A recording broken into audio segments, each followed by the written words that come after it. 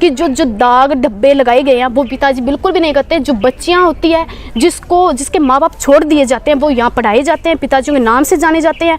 नमस्कार दोस्तों, the fact time में आपका स्वागत है। हमारे साथ मंजू जी हैं जो बचपन से डेरा सच्चा सौदा आश्रम में आ रही हैं। इनसे बातचीत करके जानते हैं इनको कैसा महसूस होता है आश्रम में, कैसा माहौल लगता है, तमाम सवाल इनसे बातचीत करके जानते हैं। नमस्कार Manju ji, the fact time में आपका स्वागत है। बचपन से आ रही हैं आप डेरा सच्चा सौदा आश्रम में, कैसा माहौल लगता है? माहौल बहुत अच्छा लगता है। जैसे यहाँ आने से कहीं और जाते हैं वहाँ ऐसे लगता है जैसे यहाँ कुछ भी नहीं हो, लेकिन यहाँ जब आते हैं जब ऐसा लगता है जैसे अपना घर हो। जैसे पिताजियों के दर्शन करते हैं जब ऐसे लगता है जैसे मम्मी पापा और इस सब कुछ भी यहाँ पे है।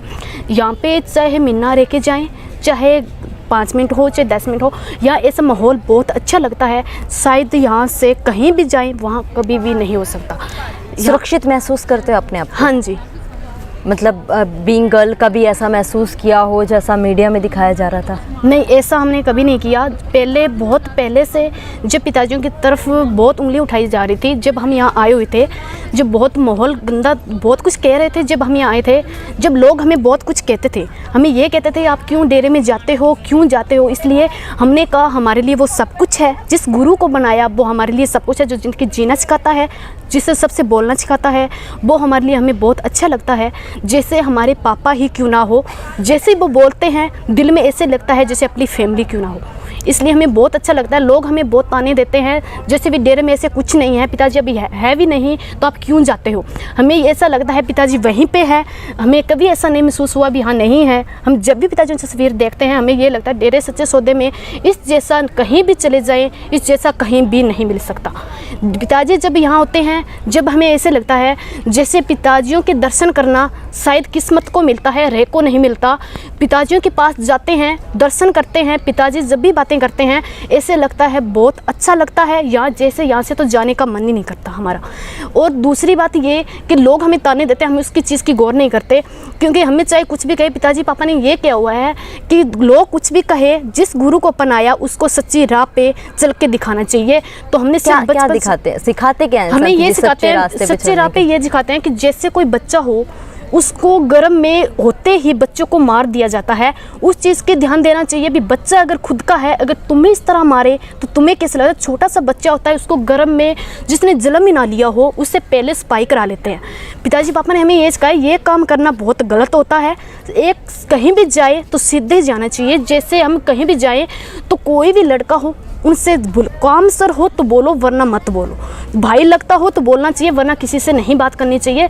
सही रास्ते चलना चाहिए। कहीं भी जाना हो तो हमें ऐसे लगना चाहिए भी हाँ हम सही जा रहे हैं। अगर कोई छेड़ता हो तो उसका मुंह तोड़ जवाब देना चाहिए। हमें पिताजी पापा ने ये सिखाया। और दूसरी बात ये, कहीं भी जाए साफ़ सफाई रखनी चाहिए। दूसरा कोई कुछ भी बोले नारा लगाओ, ठंडा पानी पियो, सावधान रहना चाहिए। ये हमें नहीं सिखाया था। जैसे पिताजी पापा हमें समझाते हैं कि कहीं भी जाना मम्मी पापा की इज्जत करना, फैमिली की इज्जत करना, तब हम दूसरों की इज्जत कर पाएंगे जी। हमने ये सिखाया था। क्या आपको लगता है ऐसे संत की, ऐसी सोच की आज समाज को ज़रूरत है? हमें लगता है कि जैसे अगर पिताजी पापा आएंगे तो संत जो निंदा करते हैं वो सब यहाँ आएंगे, माफ़ी भी मांगेंगे, सब कुछ करेंगे, इस डेरे से बहुत ज़्यादा जुड़ जाएंगे। जब पिताजी पापा जब अब यहाँ थे नहीं है फिर भी इतनी संगत हो सकती है, तो फिर अगर हम पिताजी पापा आएंगे, जब इतनी संगत होगी कि यहाँ पे पिताजी पापा कहते थे कि यहाँ पे इतनी संगत होगी कि पैर धरने को भी जगह नहीं होगी। जो आप सेवा करते हो वो भी बहुत मुश्किल से मिला करेगी, लेकिन ये सेवा भी नहीं मिलेगी। एक ऐसा ग्रंथ था जो वो ग्रंथ खुल गया तो कहीं भी हमें सेवा करने आगे नहीं जाने देंगे। सिर्फ हिंदू, ईसाई, कोई भी मुसलमान हो सबके यहाँ आ सकते हैं। कोई ऐसी जगह होती है जहाँ पे किसी को जाने नहीं देते, सिर्फ धर्म को ही जाने देते हैं। यहाँ कोई भी धर्म हो, कोई भी जात हो, वो यहाँ आ सकता है जी। जो आरोप लगाए जा रहे हैं संत जी के ऊपर, उसके बारे में क्या मानना है? हमें ये लगता है जो आरोप लगाए जाते थे वो सबसे बड़े गलत थे। जो पैसे देकर किसी से कराया जाता है सिर्फ वही काम हमें लगता है, जैसे हमने पैसे दे दिए किसी को, वो वही बोलेगा जो पैसे से दे के बोलेगा। वरना पिताजी पापा इतने अच्छे हैं, सही शिक्षा वरना कोई नहीं सिखाता सकता। ऐसा संत मिलता है किस्मत को, लेकिन अगर सही देखे तो ये बिल्कुल सच है।